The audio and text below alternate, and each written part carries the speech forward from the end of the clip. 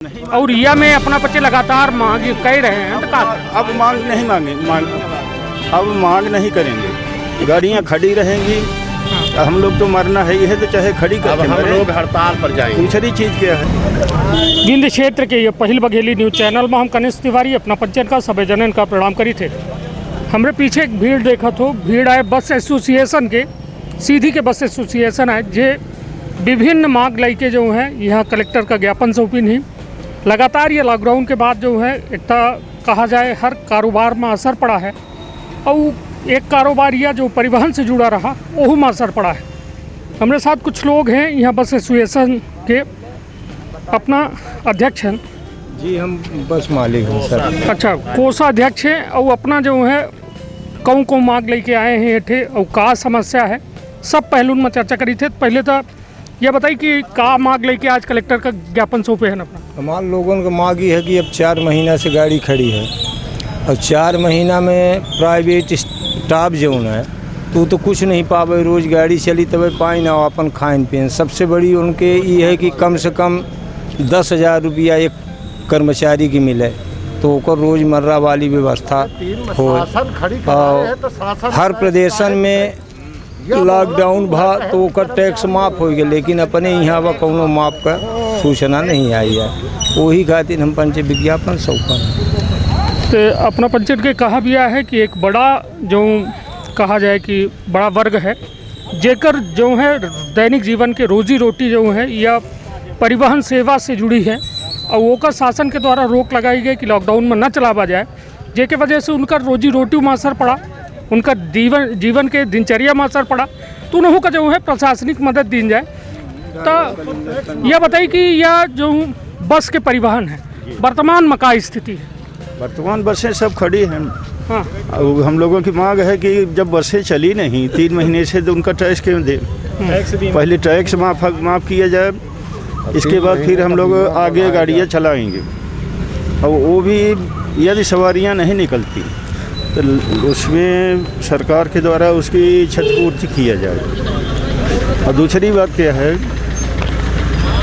हर जगह गवर्नमेंट सड़कों को अरबों खर्चा करके ला के उनको गंतव्य तक पहुंचाई। हमारे जितने स्टाफ होते हैं, ड्राइवर, कंडक्टर, खलासी, ये दैनिक वेतन भोगी होते हैं, या 3 महीने से बैठे हैं। इनको भी गवर्नमेंट को चाहिए कि मदद किया जाए। निश्चित तौर पर यह जो एक बात और कही जा लगी कि जो सबसे बड़ी बात यह है कि रोजी रोटी की समस्या परिवहन सेवा से जुड़े हुआ हर व्यक्ति में है, जे ओ माँ कहो न कहो आधारित रहे। और उस शासन से अपना पंचन की ये मांग है कि उनकर मदद की जाए। बस के जो 3 महीना खड़ी रही ओकर टैक्स, बीमा, अन्य चीज़न में राहत दी जाए। कहे कि यदि बस मालिक रोड में सड़क में बस न उतरी ही तो यह माना जाए कि परिवहन सेवा तो चालू नहीं हो सके। और परिवहन सेवा न चालू हुई तो एक बड़ा वर्ग जो गरीब वर्ग है जे आधारित है, जेके लगे गाड़ी मोटर बाहर नहीं है, तो कहो न कहो प्रभावित हुई। तो जैसे अपना कुछ कहे चाहते का कहा इस बस के खड़े हो गए से जो डेली बेसिस पे जितने बस में जुड़े हुए हैं, जो अपना दिनचर्या चलाते हैं, चाहे वो ठेला वाला हो, चाहे पंचर की दुकान हो, चाहे जो भी गरीब हो, दवाई किसी की आनी है, कोई बीमार है, तो इस बस की खड़े होने से पूरे गरीब परेशान हैं। और हमारे जो कर्मचारी हैं अभी तक उनको 3 महीने वो बैठ करके उनको खाने के लिए परेशान है। तो जो गवर्नमेंट के तरफ से योजना बनी थी कि सबको सहायता राशि मिलनी चाहिए, उसी तरह से सभी कर्मचारियों को सहायता राशि मिलना चाहिए।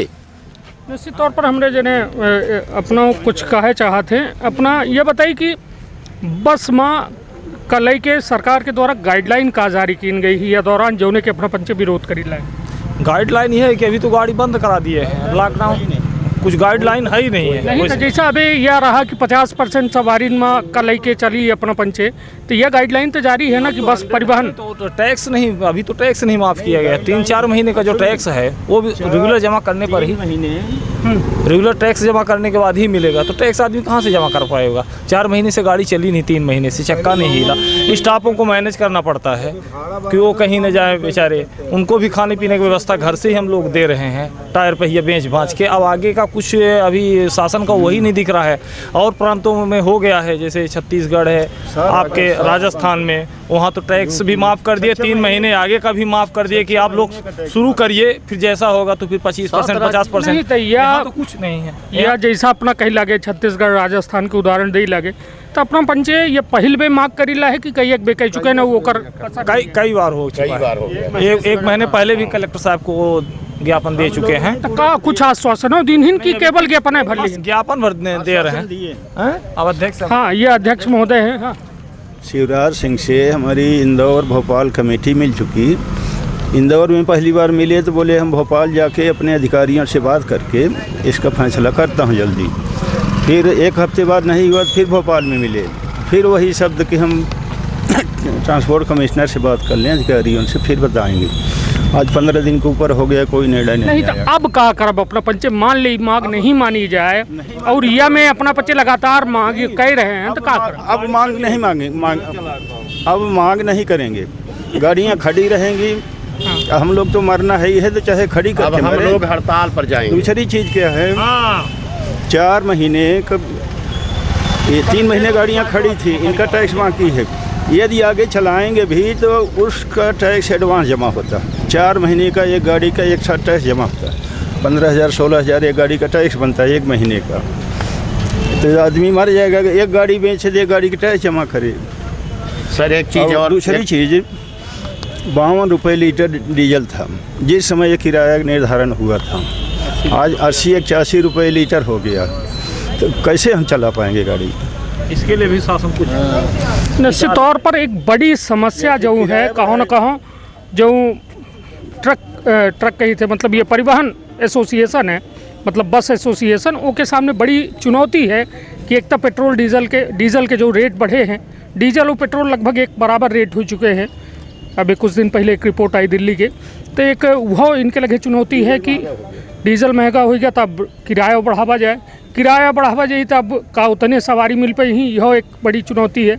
और बस का चलावे से पहले ओकर टैक्स जमा करे पड़ी, तब बस चलावे की अनुमति है, एडवांस टैक्स, और बीमा करावे पड़ी। मतलब एक लंबी कहा चाहिए मांग ही, और मांग का लेके लगातार जो है ज्ञापन की सिलसिला जारी है, किंतु केवल ज्ञापन तक का सिलसिला जारी है। ओके अलावा कौनों में के उनका राहत मिला तबे नहीं देखा लगी, जैसे अपना पंच बतावा लगे। अपना कुछ कहा चाह रहे हैं? हम ये कहना चाह रहे हैं कि अगर हमारी मांगें पूरी नहीं होती तो आगे चलकर मुझे हड़ताल पर मजबूरन हम लोगों को हड़ताल करना होगा। सारी टैक्सी वगैरह सब बंद होगी, बसें भी बंद होगी, हम बैठेंगे, भूख हड़ताल बैठेंगे। हाँ, आज के तारीख में परिवहन नहीं तो अपना पंचे जैसा 4 महीना से बिल्कुल जीरो है, कितने की नुकसान भाव हुई औसतन ये बात की जाए एक बस मालिक का? पूरा सभी बसें बारात में बुकिंग थी, 2 महीने बारात, हर एक व्यक्ति का कई लाखों का नुकसान हुआ, उसका आकलन नहीं है। एक भी बारात सीजन में कोई भी गाड़ियां नहीं चल पाई हैं, न ही कोई सवारी ढो पाया है, तो नुकसान बहुत हुआ है। यही 2 महीने चला के 8 महीने टैक्स देते, यही हमारा पूरे साल का सीजन खत्म हो गया, पूरा बस वालों का साल का सीजन खत्म हो गया है। कम से कम 6 महीने का टैक्स माफ़ किया जाए, तभी आगे मतलब अपना पंचन के मांग है ही कि टैक्स माफ़ की जाए, बीमा माफ़ की जाए, तब जाके हम 50 सड़कन में बस दौड़ाए पाऊँ। नहीं तो स्थिति यह है कि कहा थे कि बस तक खत्म हुई, हमहू धीरे धीरे ख़त्म हो जा, सड़क में न उतरे दे बसन का, और आगे हड़तालों की चेतावनी दे रहे हैं। तब निश्चित तौर पर सरकार का सोचब व्यवस्था हुई कि सरकार जहाँ एक और मंत्रिमंडल बनाए व्यस्त थी, किंतु ज़मीन में स्थिति यह है कि परिवहन सेवा पूरी तरह से बंद है। लोग जो हैं, जो ज़रूरतमंद लोग हैं, जो बसें में आधारित है, निर्धारित है, वो सिर्फ सड़क की ओर देख रहे हैं। उनका सड़क में न बस मिल रही है, न कोनो ऐसा साधन मिल रहा है। बहुत बहुत धन्यवाद, प्रणाम।